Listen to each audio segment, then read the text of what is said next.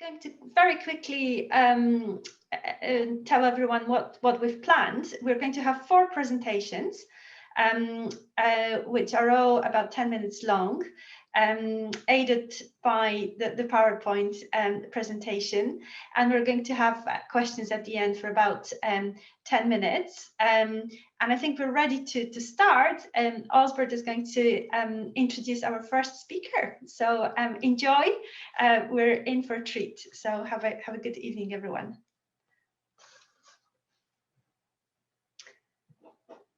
Osbert? So Ola, there's a slight technical hitch, but because I'm screen sharing, I can't easily see the notes to introduce the speaker.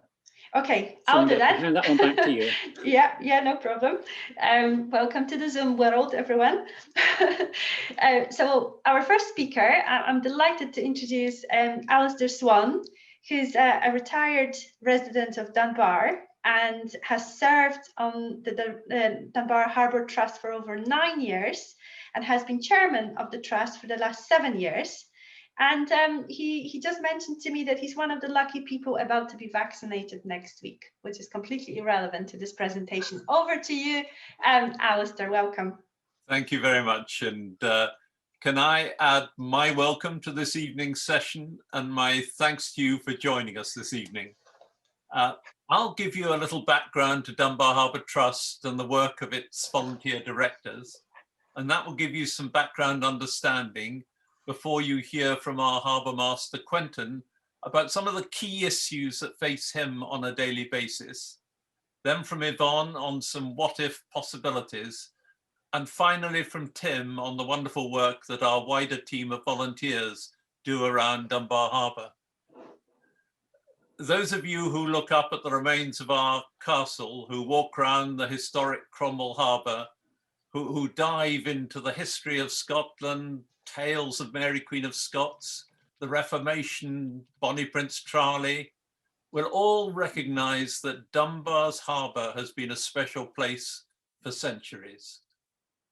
With the arrival of the Victoria Harbour, and not unsurprisingly in the reign of Queen Victoria, Dunbar's fishing industry, based heavily on the herring season, developed to become the town's key economy. By the end of the 20th century, our fishing industry had dwindled to become a shell of what it once was. And amongst its many other commitments, East Lothian Council recognised that it could not give the harbour the attention it deserved. And the council supported the idea of establishing a charity that would be governed by up to 12 volunteers to look after and cherish this wonderful asset that lies at the heart of Dunbar. The charity is established by an act of the Scottish Government, and the harbours are now owned by this charity, the Dunbar Harbour Trust. So we'll move on to the next slide and I'll talk a little about what we do and why we do it. Can we move on to the next slide, please? Oh, darling Alistair, I don't think you're going to move on, darling. I'm trying to hold this volume up. I have to keep pressing it. Right. I'll keep talking. The most important feature of the next slide is the background, which you can probably see on the extreme left, which is blue. The blue signifies that the charity, although the charity does not have to be full of fishermen and sailors, their contribution either to the board or to the Harbour Management Committee is invaluable. The charity needs to understand the needs of both those who work on the sea and those who enjoy their leisure activities there. We're now entering into the third 3-year harbour improvement plan. And these plans have made the harbour a thriving place over the last decades. Dunbar has the largest inshore fishing fleet in the county, and it has been steadily growing, both in numbers and in the amount that it contributes to the Dunbar economy. The charity has made life easier for these fishermen by installing davits to help them to unload their catch, building new stores, reintroducing branders to protect their boats in the safe haven of Cromwell Harbour. And at the same time, New moorings have enabled more people than ever before to enjoy the leisure activities out of Dunbar Harbour. And during the same period, Biscuit Seafoods and the Tasty Toasty have served the residents, workers and visitors at the harbour. And the renovation of Dunbar Battery has brought events and performances to the town. The blue in the slide represents the empathy we all have for the sea, the commitment to supporting and growing our inshore fishing fleet, and our determination to make Dunbar Harbour a wonderful place for leisure users, residents and visitors. Are we going to be able to move these slides on? Yeah. Darling Alistair. No. Osbert, I'm sorry to interrupt, Alistair. Osbert, are you able to change slides? They seem to be stuck. No. We can't hear you, Osbert. You're muted.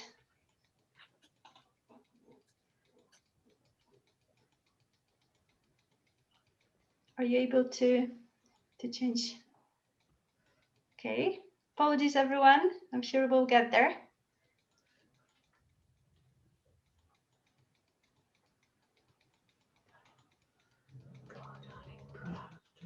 Mhm. Kill for hours and hours of walking. If you just click on that number 2 slide, it'll probably come up there. So it's not the, it would be better if it were on slide view, but if you click on that. No. They're not changing. No.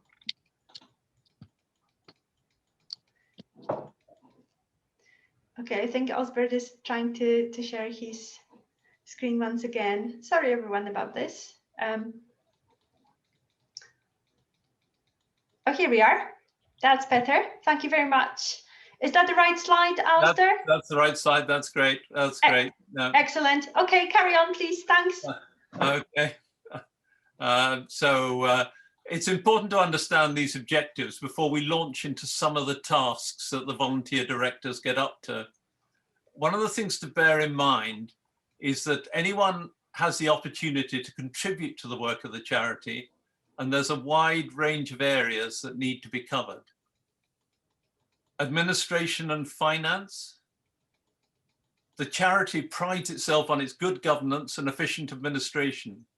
Events, for those who enjoy helping to run events, there are many of these each year at the harbour. Preservation, the charity is conscious that it's inherited an important part of Scotland's history. This needs to be cherished and cared for. Engineering, the North Sea is like COVID-19. It takes no prisoners and is impatient. Every year it batters against the sea defences of the harbour, looking for weakness. Charity needs to stay ahead of it.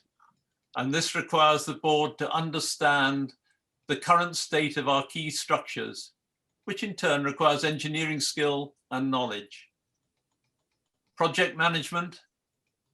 Although the role of a director in Dunbar Harbour Trust is a voluntary one, we need to keep our eye on the ball with major projects to ensure that money is spent wisely and the projects do not run away with themselves. Safety management. The sea is a dangerous place. Movements of commercial boats around a small harbour present risks of their own. And the entrance to Dunbar Harbour in a swell has seen at least one yacht get into severe trouble. Keeping everyone safe at Dunbar Harbour is a challenge in itself. Retail and visitor management. Dunbar as a town has a reputation for welcoming visitors, going back many years to when it was often a destination of choice for those taking their summer holidays. The charity has a part to play in making sure that the harbour is a welcoming and interesting place for visitors to the town. And communications, last but not least, the charity needs to tell everyone what it's doing, what it's done, and what it intends to do. The board is therefore, by definition, multi-skilled. So if we can go on to slide 3, please. The centre of the charity's activity takes place in MacArthur's store. As part of the Millennium Project, this historic building was renovated to provide 11 highly valued fishermen's stores, a community meeting room, and the charity's office. The administration follows the usual pattern of any business, with invoicing for services, processing bills from suppliers, dealing with bank transactions and payroll, and making sure that accounts are always up to date and available in company's office or the office of the Scottish Charities Regulator for anyone to see. Being able to demonstrate good governance and allowing people to see exactly what is going on in the charity helps us in the search for grant funding that is needed to keep the harbour up to scratch. Next slide, please. The Dunbar Battery project was delivered as a result of a great deal of hard work by the charity's directors. The pandemic has had its impact on the charity's ability to run a full programme of events and performances. We know that the venue supports community events such as Civic Week closing service and the Carol service at Christmas, and it is extensively used for the Harbour Festival, now approaching its 10th anniversary, as well as RNLI Day. The Battery Theatre Company has made the space their own, and we've already had international groups performing at the Battery. However, these events take planning and marshalling, and the charity's directors have an important and ongoing role to ensure that the shows can go on. Next slide, please. Dunbar Harbour is full of history. Not only do we have Dunbar Castle, the Fisherman's Monument, and MacArthur's store to look after, there's the site of the old whaling station, the fish hatchery site, Johnny Cope's steps, which he marched his troops up from their ships before heading for defeat at the Battle of Preston Pans, and the beautiful enlisted Cromwell Harbour, named after Oliver, who authorised the financing of the harbour walls after his success at the Second Battle of Dunbar. All this history needs to be preserved, and one of our directors, as an example, is currently working with Historic Environment Scotland to see how much access to the old castle we could give to the general public. Given the hazardous nature of this site and current health and safety regulations, this is a challenge and a half. Next slide, please. There is no truth in the rumour that as part of the initiation ceremony, when someone joins the board of Dunbar Harbour Trust, they must walk along the wall when the sea is overtopping. The force of the North Sea is something to behold and batters all the harbour walls from time to time, threatening the Broadhaven breakwater as well as the main sea walls. And for over 10 years, Robin Hamilton, one of our charity's directors, has been pitting his wits against the North Sea, spotting points of weakness in our harbour walls before the sea can threaten Dunbar. This has involved using his engineering skills. When the tide is low and the weather is benign, Robin can be seen walking around the outside of the walls with engineering consultants, developing plans to keep Dunbar safe. He has then raised hundreds of thousands of pounds needed to do the remedial work to secure our sea defences. And unfortunately, under our governing statute, a director can only serve 12 years, and Robin will have completed his term at the end of March. Next slide, please. The largest project in recent years has been the Dunbar Battery project, which cost nearly £750,000. The wall repair projects I referred to earlier often run into six-figure sums as well. And this year, to give you a flavour of the constant improvements, we have introduced a comprehensive CCTV system so that harbour users can feel a little more secure when they are away from their boats, and have built a new Maggie stores, which will allow us to remove the container, which has been the temporary home for the fisherman's forklift truck. The charity has limited funds, which come mainly from mooring fees and landing dues. And the core income for the charity is only enough to cover its basic running costs. These projects need to be funded externally, So it's vital that they're planned, costed and delivered very professionally, so as not to put the charity at financial risk. It's quite a skill. The Trust has been asked to provide toilets at the harbour, to renovate the maintenance bay for the fishermen, to provide more branders in Cromwell Harbour, to improve the facilities so that fishermen can dry and mend their nets better, to introduce pontoons. There's no shortage of good ideas for the next 3 years, and the charity just needs people with the energy to help us deliver these projects. Next slide, please. Dunbar leads the way for small UK ports in its system of compliance with the Port Marine Safety Code. Although this is principally targeted to keep people safe on the water, the directors also consider how best to make the harbour safe for the general public. We plan to extend the rope rails around Victoria Harbour to prevent vehicles accidentally falling into the water. The North Wall Gate was erected to make it clear to the public that lives can be and have been lost if people walk along the North Wall during overtopping. Our safety record at Dunbar is good, and we intend to keep it that way. Next slide, please. Dunbar Harbour is a magnet for visitors, and the charity has a duty to determine who should provide services to people at the harbour. Rona Bell's Tasty Toasty has been well received by fishermen and visitors alike, and James Bissett has provided people with what so many people have asked for, fresh fish at a fishing harbour. The harbour is a small place, and extending the retail offering needs to take into account the other uses of the space. However, expect to see developments in this area on a carefully planned basis. Next slide, please. As you can see, there is much for the charity's directors to do, but action taken can be so easily misunderstood if there's not clear communication about what is being done and why.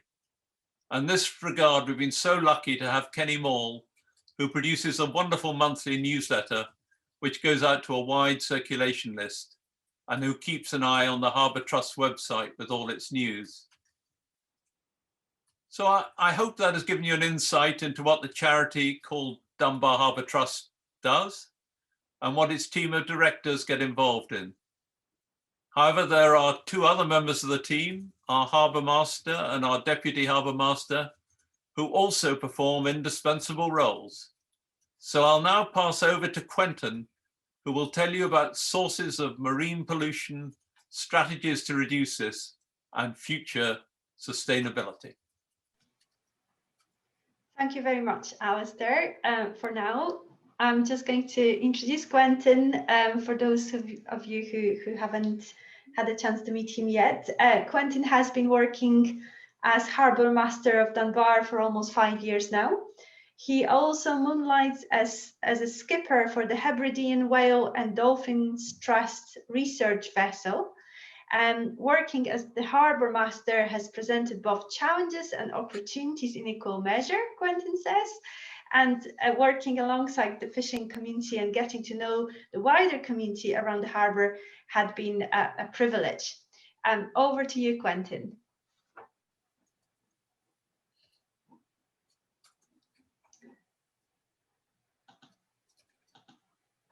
You have to unmute yourself, Quentin.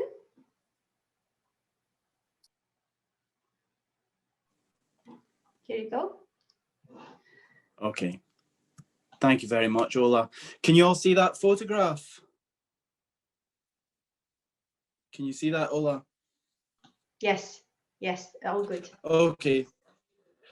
Great. Well, thank you very much for inviting me to speak tonight. Thank you to Ola and the What If team for organising this event, and to all of you for turning up to listen. It's a little bit strange because I can't actually see you, so it's my first time having to give a presentation on Zoom. I much prefer to do it in person where you can actually see who you're speaking to, but I'll give it a go. I hope you enjoy the presentation. I'll just introduce myself for those of you that don't know me. My name's Quentin. I'm the Harbour Master. I've been working in Dunbar for almost coming up for 5 years. I'd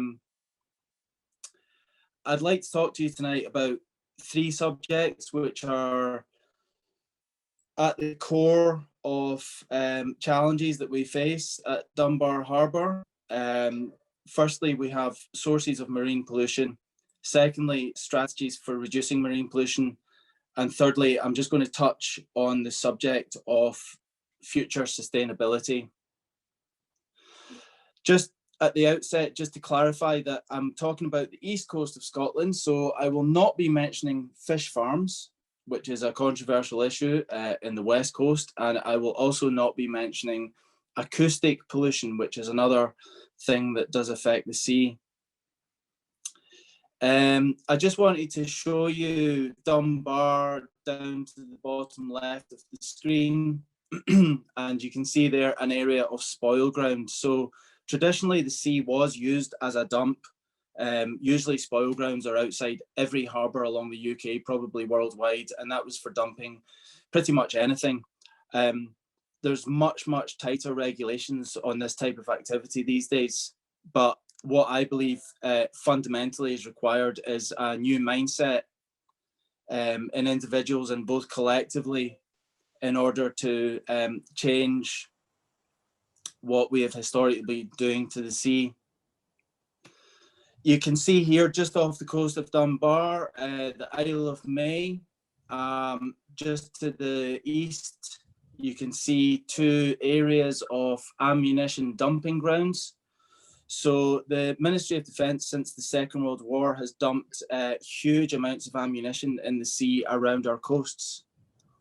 As an example, Beaufort's Dyke became the United Kingdom's largest offshore dump site for surplus conventional and chemical munitions after the Second World War. The Ministry of Defence estimated that well over 1 million tonnes have been dumped in that location alone.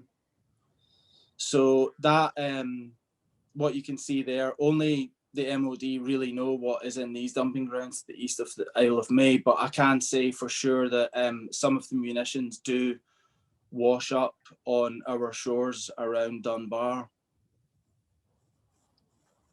Just as an example, what we deal with on a day-to-day basis in the harbour, you can see on the right-hand side there, not so happy catch, and on the left-hand side, that's what we're really after. This is another example, day-to-day basis, oil, plastic bags, floating sea, and on the right hand side that's been fished out with a net and a swimming pool rescue pool, which we were provided by from Zero Waste Dunbar. You can see here again more examples. There's a little expletive before. All the different types of litter that we deal with on a daily basis. You've got loads of drink bottles, plastic bags, you've got a rubber glove. There's actually a chopping board just behind that blue boat, and there's a waste oil container there. So this was all cleared out, and we have a much happier result after that was all cleared.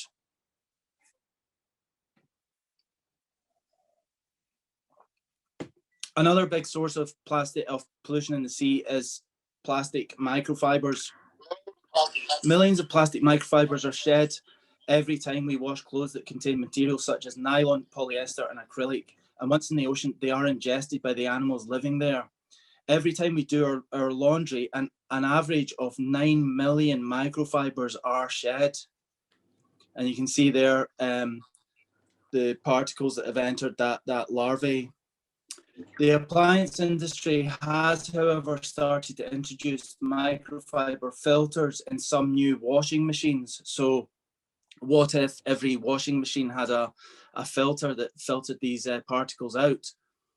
The textile industry is also looking at ways to reduce the fiber shedding levels of new clothing, and hopefully the issue will be ultimately solved by such actions, because we have to turn the tap off. We are actually doing an exhibition at some point, hopefully later in the year. We were supposed to do it, but COVID came along. So that Sea Changers have given us a grant to do an outdoor art exhibition highlighting the issues. So please do look out for that. Here we've got some nice pictures here of plankton in the sea. There's an organisation based in Edinburgh called the GOES Foundation. GOES stands for the Global Oceanic Environmental Study, and they point out that over the last 60 years, pollution from toxic chemicals and microplastics have destroyed more than 50% of all ocean life. And in 25 years, they estimate it will be 75%. Now, this data comes from NASA satellite images of our oceans, where they monitor plankton populations that live in the sea. And plankton, obviously, at the very bottom of the food chain, all life depends on that. So 50% has disappeared. They say we have the next 10 years to get systems in place and stop polluting our environment, and that failure to achieve this, in their opinion, is not an option. The timeline is that by 2020, we have to stop using toxic personal care and cleaning products and ban single-use plastic. Obviously, that has not happened in 2020. 2025, all waste electronics must be recycled without causing pollution. And by 2030, all industries should be zero toxic discharge. If we achieve that, we will get back to a nice, clean, healthy ocean full of plankton. Plankton actually, incidentally, acts as a carbon sink, so it helps prevent climate change. So there's more to it than just pollution. This is about OSPAR, which is the Convention for the Protection of the Marine Environment. The signatory countries are shown on the right-hand side of the screen there. And since 2010, OSPAR countries routinely measure the levels of contaminants in the sea. And from these measurements since 2010, they found positive trends, and they've also found negative trends. The positive trends are that contaminant releases from land-based sources are decreasing. The harmful effects of tributyltin on marine snails is decreasing, and decreasing contaminant releases from offshore oil and gas industry. However, there is concern about high levels of lead and mercury in some areas, and also concentrations of PAH and cadmium. One of the chemicals which is on the increase is a chemical called PCB, which accumulates in apex predator species such as the orca. And it is known that the UK resident orca population in the west coast of Scotland are going extinct because the PCBs have interfered with the reproductive systems, biological reproductive systems. So these orcas have not bred, and I think the last calf was born about 20 years ago, and they've not bred since. So we know that they are going to go extinct, and there is, unfortunately, sadly, nothing that can be done about that. Okay, Torness, just to keep in the round, it's very easy to point fingers at a single source, but the site does discharge radioactivity into the environment, which may result in exposure to the public. The Scottish Environmental Protection Agency, SEPA, regularly tests seafood at the harbour to ensure that the public are not exposed to doses in excess of legal limits. Fishermen in Dunbar do show increased exposure over years of radioactivity compared to fishermen in other areas. And that there comes from the SEPA website. Okay, so next subject is strategies for reducing marine pollution. So first of all, we've obviously got the regulatory frameworks, which I have mentioned before. Laws such as SEPA, which control source pollution, and MARPOL, which is marine pollution laws, which apply to shipping. Specifically in the harbour, for example, we have acquired fuel-absorbent booms, and this is part of our oil pollution and prevention plan, which has been developed in consultation with the Maritime and Coast Guard Agency, who are also the enforcing agency for those laws. However, prevention or containment at source is preferable to contamination of the marine environment, and that is very much our focus. We undertake several projects, and this one is called Fishing for Litter. So all the prawn trawlers that operate within the harbour bring ashore litter that they catch within their nets. These are all the participating harbours around Scotland. With Dunbar, you can see they're very proud of that we participate in this scheme. When I say we, I mean the prawn trawler that bring the litter in. Since the start of the project in 2005, more than 1,600 tonnes of litter has been brought ashore by this scheme. It is weighed when it's brought ashore. And we always try and get a bit of media coverage. It's just helps keep the issue high in people's minds. The community is essential in Dunbar as a strategy. You know, it takes, not one person can change what is happening at the moment. It is really a collective endeavour. So what we have up on the top left, you can see there, that's called the Big Blue Ocean Cleanup. A team of volunteers turned up one day and really did an amazing job. So that's why they've all got such big smiles, because they deserve it. They did a great job that day. Top right, what we've got is Surfers Against Sewage, who came and participated and helped to conduct a marine litter survey. The purpose of that was to really categorise and identify specific types of litter that were accumulating at the harbour. It was almost a name and shame process to show this is what's happening and this is what we're collecting. So yeah, we managed to get some press attention for that as well. Bottom left there, we've got a Dunbar Against Litter volunteer. Now they do come to the harbour from time to time, so I'm not sure how many of you know Nessie Raj Romi, who started the organisation, and that's been a huge success in Dunbar. And for us at the harbour, it's definitely getting a big thumbs up every time we see those volunteers. And in the bottom right, you can see down there, that's some local residents actually who brought a rubber dinghy. They put on their mask and snorkels and wetsuits, and everything in that rubber dinghy there, they managed to fish out of the harbour. So again, very pleased about that. We ran an event called the Littoral Sai Art Project. This was run by Julia Barton, who surveyed and mapped litter on over 100 beaches and collected thousands of samples whilst engaging in local communities and documenting the project on litteralartproject.com. In this case, she worked with groups of school children from Dunbar Primary School who came down to the harbour, and what they did was they weighed, you can see there the scales, weighing that litter cube. So this is all material that she's collected from the beaches. And she does a scientific thing where she converts the weight of the cube, multiplies it by the polymer value, and calculates how much oil and petrol can be recovered from that litter cube.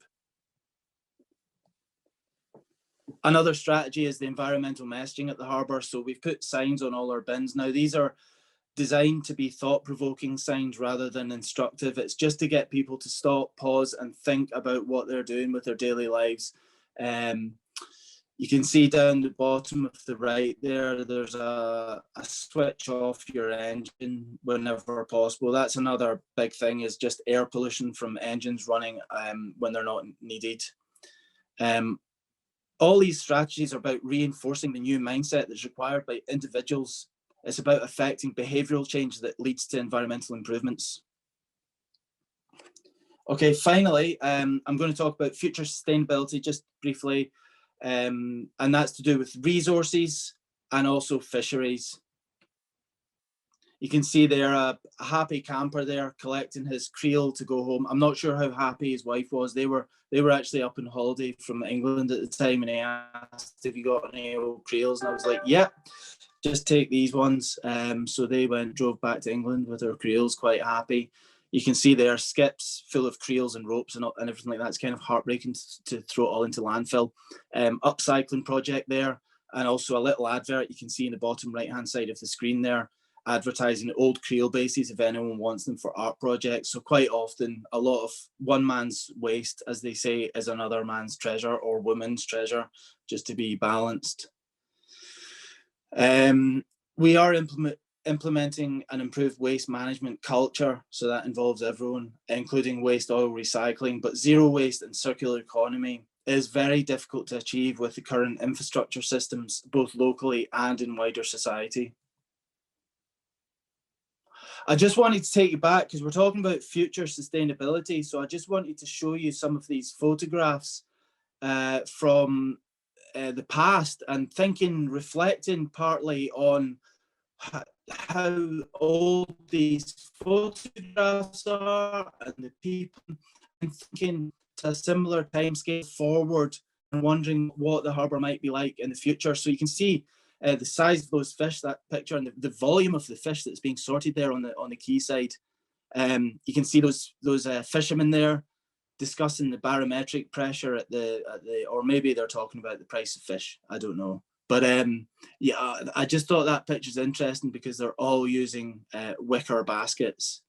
And then I love this picture here of the family there, and you just wicker baskets and what they're all doing, and what became of those people. Unregulated fishing obviously proved unsustainable. So what we have nowadays is very strict regulations on what size of lobster can be landed. As part of my job, obviously, is to make sure that nothing illegal is happening. If I do see anything illegal, I have a duty to report that activity. Just incidentally, the average size of lobster has been decreasing. There is talk to increase the minimum size by 2 millimeters, but that would be unacceptable to many fishermen. So what they would perhaps accept is a 1 millimeter increase in the size of lobster. So the future of the lobster fishing may come down to a 1 millimeter increase in size, and that allows an increased breeding cycle for the lobsters. Quentin, sorry to be interrupting. Yeah. You've got 1 minute. Can you do that? Yeah, that's fine. This is my last slide. So in Scotland, we have marine protected areas. Scotland has some of the most beautiful and diverse marine ecosystems in the world. In Scotland, our existing MPA network consists of a variety of sites structured, totaling over 200 sites with varying levels of management in place. And you can see the red arrows there with all different levels of management on those areas. Although these MPAs are primarily designed to meet EU biodiversity criteria, a well-managed MPA network will also benefit ecosystems and enable healthier and more productive seas. So just in conclusion, because we're at a what if event, I'd like to pose the question, instead of marine protected areas, what if all of the sea was protected? And thank you very much. That's the end of my presentation. Thank you very much for watching. Thank you very much, Quentin. That was excellent and fantastic infographics there. Well done. Without further ado, I would like to introduce our next speaker, Yvonne Wims, who is an access consultant and has been a volunteer director of the Dunbar Harbour Trust for just over 2 years. She very humbly told me that she knew nothing about harbour management and thought that she could be of no use to the trust. However, not to be beaten by assumed lack of knowledge or skills, she applied and has surprised herself in the number of projects she's involved in and the contributions she has been able to make. And so she would like to encourage others to get involved, as it is immensely gratifying work. Yvonne, over to you. You've got just under 10 minutes if you can manage that, please. I might maybe try and do better than that, actually, and just try and summarise actually some of what I was going to say to give more chance for some questions and answers at the end, just in case they're there. So that's our Quentin. Yeah, lovely. Looks great up there, doesn't he?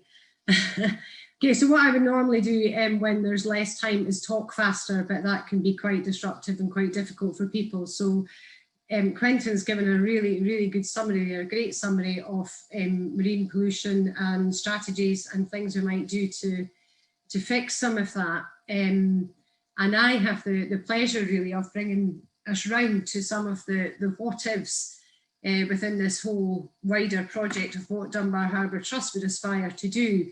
And some of that, a lot of that is around the environment itself and what we can do to help some of these issues. So the first what if that Dunbar Harbour Trust would aspire to is what if we had no plastic in the sea, which would be wonderful. But just to give you a couple of statistics on that, and I do have some notes because I've got a memory like a sieve. is that actually incredibly 80% of land waste actually ends up in the sea, which when I discovered that, I was really most surprised and dismayed all at the same time. It comes as no surprise that has a major impact on our wildlife and, you know, the fish in the sea and the population of those fish in the sea. So something we really need to work towards. But perhaps to know that the decomposition of some of the items that land in the sea is the most, you know, amazing factors of all. And that is that a cigarette butt can take 3 to 5 years to decompose. Plastic bottles and plastic bags can take up to 450 years.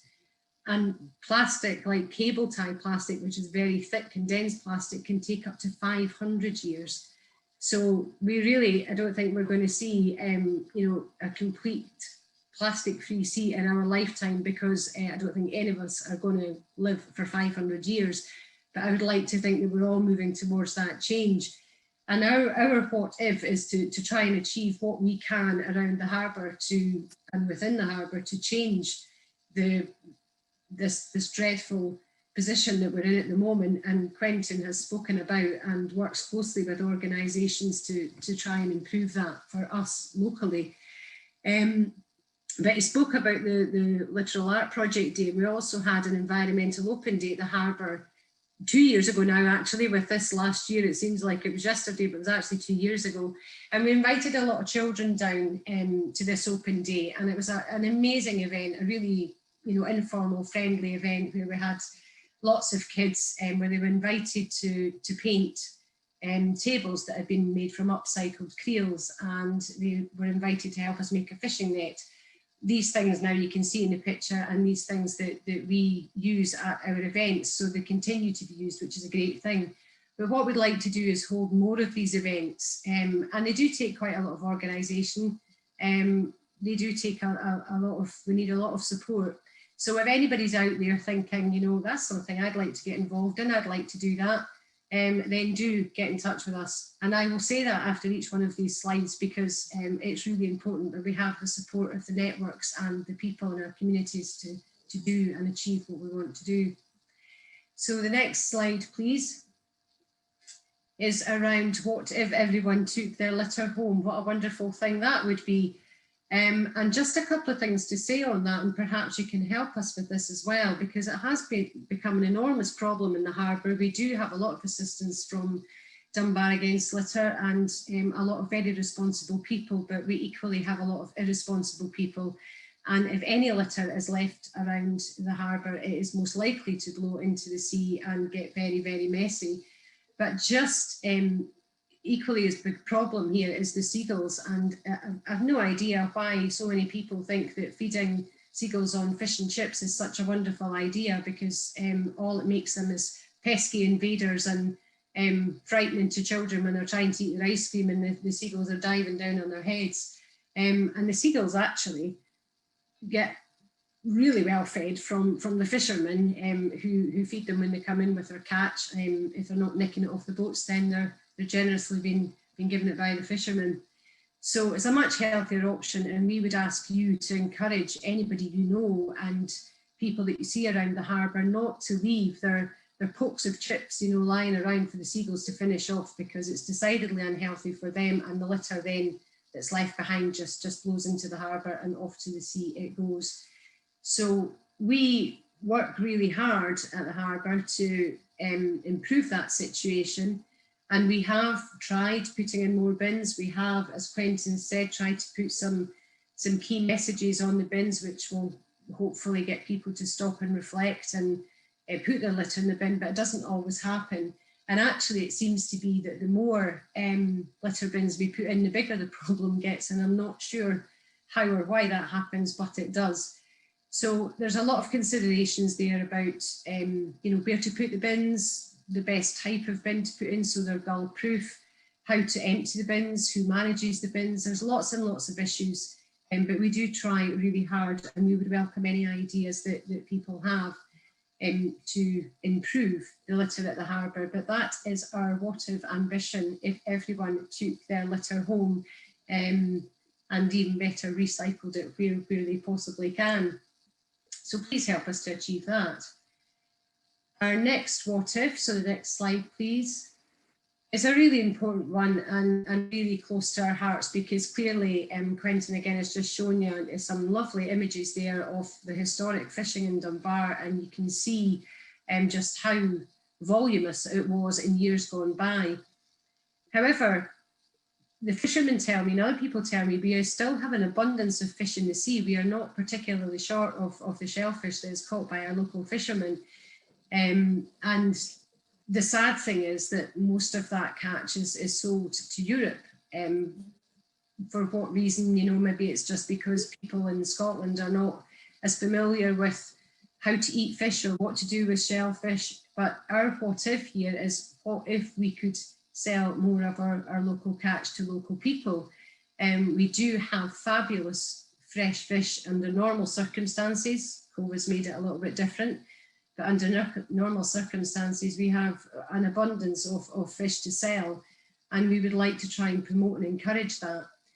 So we're asking you again, if there's people that you know, whether it's a business, whether it's a trade, or whether it's yourself, think about where you buy your fish, think about how who you purchase it from. You can buy it directly. There's a couple of links on this slide here, and the slides will be shared with you. You can buy it directly from Belhaven Lobster or from Bissett's Seafood, and they have a great selection of superb fresh fish. But we also have our local Barry Buglas, who does trade with fish. So if anybody knows any of the bigger industries, then please do encourage them to get in touch with him. And I can also say that the wider project of the What If, which Ola mentioned earlier, supported by Sustaining Dunbar, they've done some wonderful videos and promotional work around What If, and there's a great video of Belhaven Lobster, which is also the link to this video is also included on the final slide. Please watch it, because it not only gives you an insight to a local fisherman in the industry, but it really does help you to understand their plight, and especially with Brexit around the corner as well. So please help us to promote our local industry and to sustain it for the hundreds of years in the future, to match the hundreds of years that it's existed, really. That would be a tremendous achievement if we could do that. Yvonne, you've got 3 minutes. I can do that. Good. Okay, next slide, please. Dunbar history, I'll just briefly say here then that Kenny Moll, our own director, has developed and placed some notice boards, some information boards, all around the harbour. They're really interesting and great to see. But there's a huge history. Dunbar Harbour is steeped in history, and we need to get people to get more access to that. Whether we do that through harbour tours, whether we do it through digital works, or whether we encourage people to buy the books that have been written by the many authors around. But again, it's a call to anybody. If you can help with digital storytelling, then please get in touch with us, and we would like to take that forward and see how we can promote the history of Dunbar and share the history of the wider town. Jump on to the next slide, please, and I shall quickly go through that. What if Dunbar youngsters could learn to sail properly? This is really a plight from the Sailing Club, which has existed for a great number of years now, circa 1965. And I noticed John Rand is with us this evening, who is one of the former members of the Sailing Club and still a member today, and he might correct me on that date, but it has been around a very, very long time.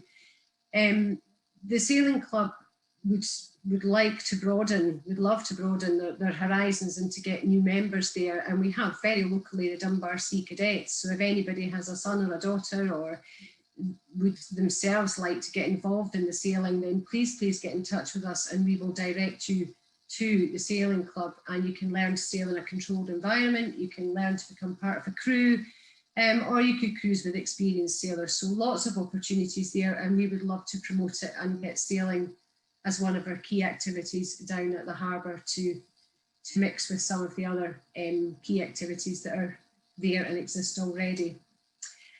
Okay, the last slide for me then, please, which is what if Dunbar Battery could become the go-to place for the performing arts?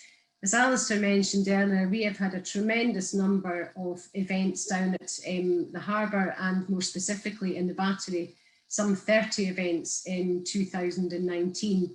And in the picture here, you see Kirsten McGuire, who's got a broken leg at the moment, poor Kirsten, but she is a tremendous performer who is part of the Battery Theatre Company. But we've also had, you know, from much further afar, the Dr. Kyoto Ensemble, we've had our own Sparkling Dunbar Harbour Festival, and of course there's the massive RNLI Lifeboat Day, which has thousands of people in attendance.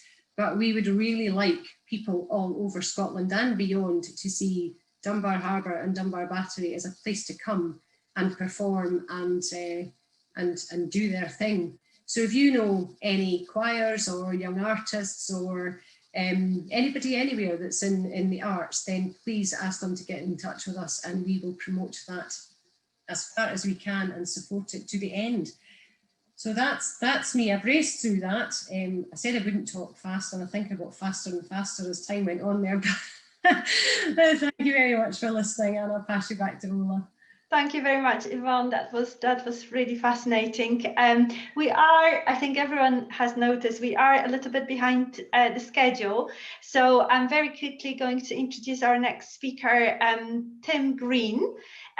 Tim has moved to Dunbar 4 years ago and is, lucky him, semi-retired, which has given him the time to get involved in all sorts of activities, including Sustaining Dunbar, the parish church, Crunchy Carrot, and the cricket team, and probably 5 other projects which are not mentioned here. So Tim, you've got 3 minutes for your presentation. Osbert, you need to share the slides again, slide 18 and 19, please. Over to you, Tim. Thank you very much. Good to be with you all. Now, as you heard, I'm a volunteer. The fancy dress is definitely optional when you're a volunteer, I ought to say. That's one of the Dunbar Against Litter people getting the battery ready for an event, the environmental event. Everyone involved is a volunteer except for Quentin the Harbour Master and the Deputy Harbour Master, Denham, including the directors. They're all volunteers. I'm a volunteer specifically really at the Battery, part of a small team who help out occasionally with maintenance and litter management, and particularly when there are events. We have great fun. As you can see, Marita Brown there in fancy dress, having a lot of fun. And despite the fact that you often do seem to be a lot of pirates around when there are events happening, fancy dress is very much optional. You don't have to dress up. It's just good to be part of a team, particularly getting rid of the litter. It's astounding the variety of litter you get, not just in the sea, but all around the Battery. And if there's not very much litter in the Battery, you can always go extreme litter picking on the rocks below the Battery. There's also lots of work brushing back that beautiful white shell gravel that the moment your back is turned makes its way out of wherever it's meant to be and sprays itself all around the Battery. It's a mystery to me. You can see our litter person wielding a broom there. Now, events have been obviously very restricted this year. I've particularly missed the carol service. It's a delight, providing you're wrapped up in about a dozen warm layers. But when events do happen, it's good fun being part of a team getting ready. Things like trying to put up a marquee or a market stall the right way round. And then when you've done that, find ways of securing it so it doesn't blow away. I usually rely on the experienced sailors or fishers who can do proper knots to make that secure. So, as has been said already this evening, if you'd like to join in, become a director or join the Battery volunteers, do just get in touch. There are always vacancies. Next slide, please. One of the other features of the Battery is the small garden. We've proved that it is possible for plants to survive in the harbour conditions, although there are one or two plaques that tell you about the plants that are supposed to be growing there. Sometimes there is a plant, sometimes it's really more of a memorial plaque to where a plant tried and failed. Corel Syme is our volunteer who particularly takes care of the garden area, but anyone can join in weeding. It's amazing how the weeds manage to flourish in every corner of the battery. And certainly recently, a lot of time has been spent watering the new grass in the battery, which I'm pleased to say seems to have taken. But it's a real pleasure, I find, to see the battery looking good, to be there helping that happen, and seeing the many locals and visitors seem to be more and more this year enjoying the fabulous location. And it's great to feel just a small part of enabling that to happen. So I do commend it to you, whether you're a gardener or not. Do feel free to join us. Back to you, Ola and Yvonne. Thank you very much, Tim. That was really encouraging. We've got final remarks from Alistair, and then we will take some questions. I think we're going to overrun by about 15 minutes, 10 to 15 minutes. So if any of you are able to stay on in order to ask questions, you're very welcome to do so. But equally, we'll understand if you have to leave as it's already just after 8 o'clock. Over to you, Alistair. I'll be very, very quick. Can I just commend these 3 pieces of work, all of which are hugely enjoyable. One by Zero Waste, one by our local photographer, Fraser Stewart, and the third is Sustaining Dunbar's production for the Good Food Alliance. So if you slip on to the last slide for me. One more slide. There we go. Here are our contact details. But just before I sign off, can I thank Yvonne particularly for leading tonight's project on behalf of the board, and also to Quentin and Tim for their major contributions. Our thanks also go to Sustaining Dunbar, in particular to Ola and Osbert for chairing tonight's meeting. And we do hope the What's If programme just goes from strength to strength. Thanks also to you for taking the time to join us tonight. If you do nothing else, and if you're not already on the circulation list, please sign up to Kenny's monthly newsletter. It's a great read with absolutely wonderful photographs. I'm sure you'll enjoy it. So thank you again, and I do hope you've enjoyed the evening. Thank you very much, Alistair. And just to say, this presentation will be emailed to everyone who has managed to participate tonight. So you will get all those contact details in your inbox probably later tonight. Now I'm going to ask Osbert, my colleague Osbert, to facilitate questions. So if anyone has questions, you've got a choice of either raising your hand and we'll try and spot it, or you can put your question in a chat room. Over to you, Osbert. Thank you, Ola. So, yeah, so one question is, how do I sign up to Kenny's newsletter? I suspect you go to the Dunbar Harbour Trust website and you'll find a place there. Is that correct? Yes, good. Well, excellent. Okay, any other questions? And given that lots of people have their videos off, it's probably not a good idea to wave your hand around physically. You can either put a question in chat, or you can use the little facility at the bottom of your screen where it says reactions. If you click on that, there's lots of things to choose from, and the bottom one is raise hand, and then we can see that you have a question.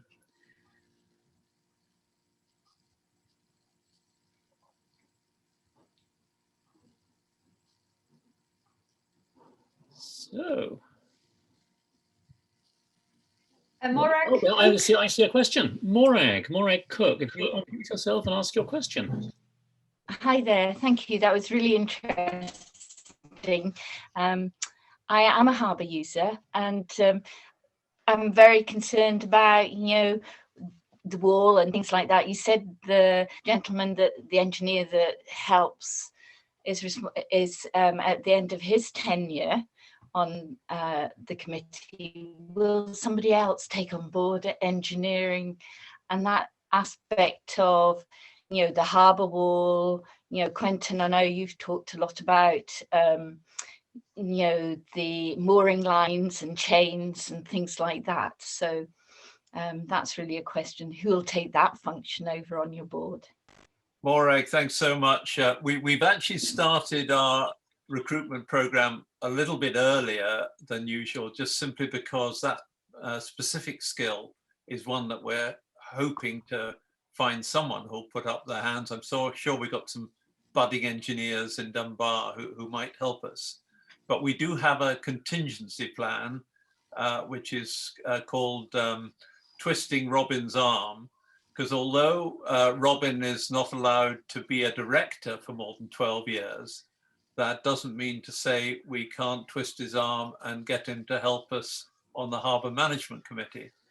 Now, none of us are getting any younger. As was pointed out earlier, I'm heading for my vaccination along with many others in the next few weeks. So at some stage, we do need younger engineers, younger accountants and whatever to succeed us, because there is a sort of generation that's coming to the end of its time now. John, would you like to wave your hand, Mr. Band? There is another 12-year director who is sadly coming to the end of his time. And there is so much wisdom behind that beard that we're going to be losing that we'll need to twist someone else's arm to keep him with us as well. But the answer to your question is hopefully Robin will continue to advise us. We get a lot of good information from the fishermen themselves. You know, when they're sailing past the wall, they come to us and say, look, you know, we've noticed a stone is moving.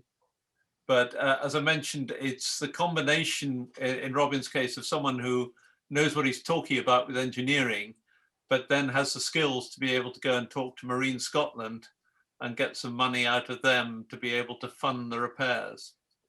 So we are working on it, and we're hoping that someone here tonight knows somebody who can be persuaded to come and join us. But that's always the challenge when you're involved in a charity, is to get people to volunteer to come and help. But you've probably got a bit of a feeling from Yvonne and Quentin that there's actually a lot of fun to be had as well as hard work.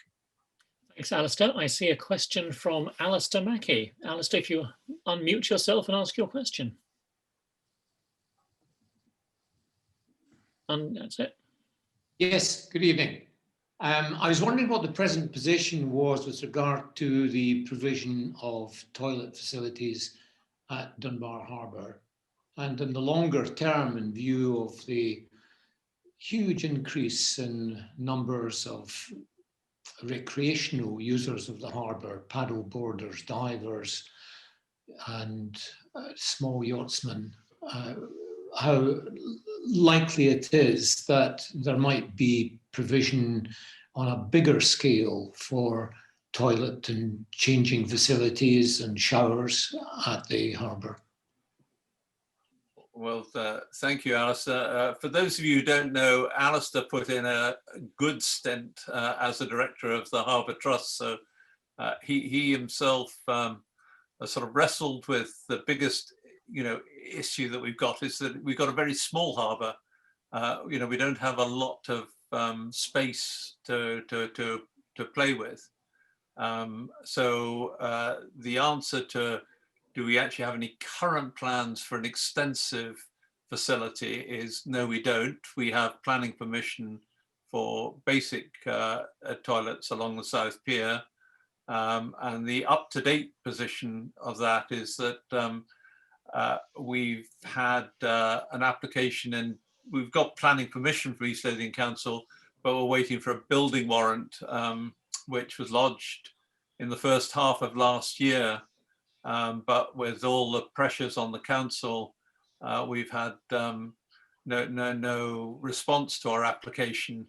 So sadly, until we actually get the building warrant, we can't then go out to tender find out what it's all going to cost us and take it on from there. So we're very much in the hands of the council just at the moment.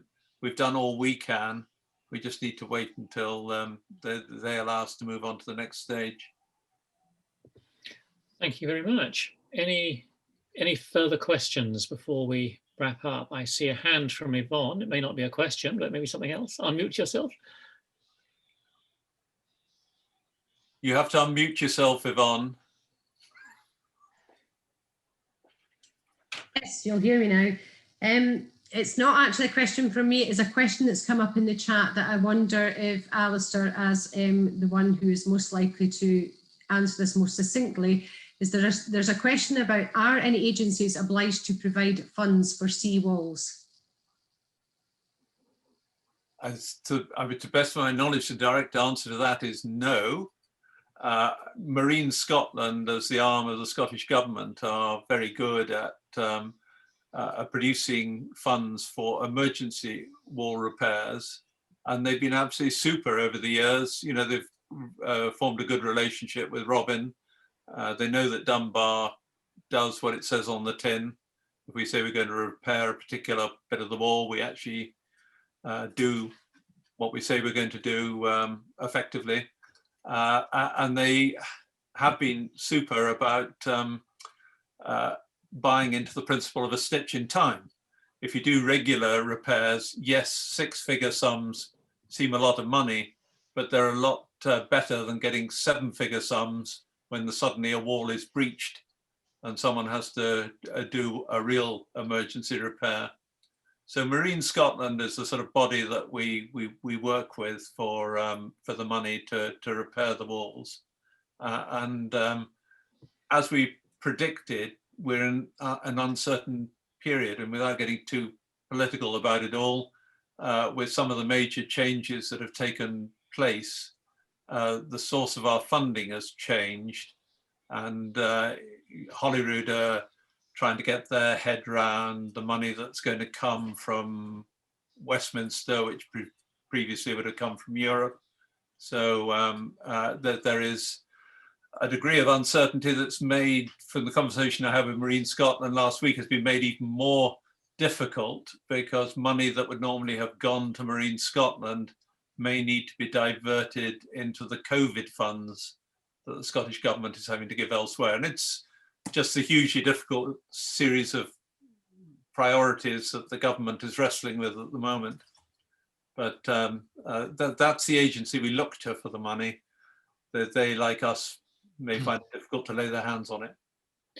Thank you, Alistair. Okay, we have a question from Adam Biran. I'm going to ask you to put your mic on and ask your question in a moment. We also have a question after that from Titania in the chat as well, so just to alert us to that. So Adam, over to you. If you unmute yourself. Hello there. Quick question. I've recently moved to Dunbar, and I'm sort of feeling my way around the town and the organisations. And I just wanted to understand the relationship, if any, between the Trust and the Harbour Residents Group. Do these two organisations work together? Are they the same people, or are they very, very different? Well, the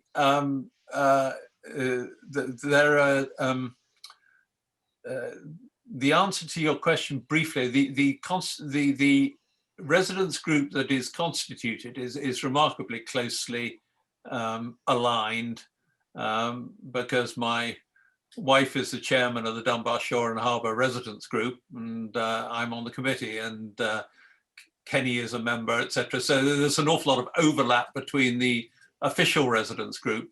There are, of course, residents in Dunbar who are not part of a residents group, and we try and stay in close contact with them, but that's a slightly more difficult relationship to manage because it's not officially sort of constituted. Does that answer your question? Okay, that's helpful, thanks. Okay, we have, that was the same question Titania was going to ask as well, so that solves that one. I have a question from Liz about how to buy fish directly from boats, or is that possible, and how is it landed for local purchase? Well, Liz, have you, do you know where Barry Buglis's what do we call it, operating bases? No, I go down to the harbour a lot, and I occasionally meet fisher folk down there. If you head down Victoria Street, down to the bottom, so you're really on top of MacArthur Store, right down there. The last building on the right there is where Barry Buglis runs his fish merchants business. Right. He's a wonderful man, very, very quiet, but very happy to sell you your lobsters or your crab from there. Okay. The other alternative is at the far end of Victoria Harbour, where the McFarlanes have set up their lobster business, and you can go and knock on their door as well. Yeah. Shellfish there. Okay. We don't land whitefish at Dunbar, so unfortunately we can't sell you your haddock or your cod or anything. I think that's my point as well, is that a lot of this is local knowledge. So if people coming to the area want to know how to buy fish locally, there doesn't seem to be any obvious way of finding out. Yes, I mean, do you want to say something on that, Yvonne, or were you about to say something? I'm just nodding to say I didn't get a chance actually to mention, you're quite right, that we need to do more to actually promote what's caught locally, and that's all part of our kind of what if aspiration. And we had actually hoped, COVID has put the kibosh on it for now, but we have planned and are ready to go with what we're calling a Tides and Times event, which we hope to do a big celebration of the Dunbar history of fishing then and now. And as part of that, we were going to look at how we promoted the industry wider. But you've made a really valid point there, and I think it's something that we'll take away to think about how can we do more now. The What If project, if you like, is already doing a lot around Belhaven lobster, but I think we could do more. So yeah, good valid point, and we'll take that on board, Liz. Thank you. Great. Okay. We should have finished 20 minutes ago. We had some technical problems and things, so we've allowed ourselves to run over a bit. Any final questions? Or sorry, any final question? One single question, and then we'll wrap up. I'll give you a moment to find the thing on your screen if you need to. No. Okay. I'm going to hand back to Ola to wrap up. Thank you, Osbert. Thank you very much, everyone. Thank you, Alistair, Yvonne, Quentin, Tim, and all the participants. It was an inspiring evening. I certainly learned a lot. I very much hope we can meet again soon during one of our upcoming What If events. We are going to stay in touch with you. You will receive this PowerPoint presentation we had today by email today or tomorrow. If you have any more questions, there will be also contact details, so feel free to contact us. And if you fancy another newsletter to sign up to, please don't forget to sign up to Sustain Dunbar newsletter, which covers a lot of really interesting things. Thank you very much, everyone. Stay safe. Good night. Bye-bye.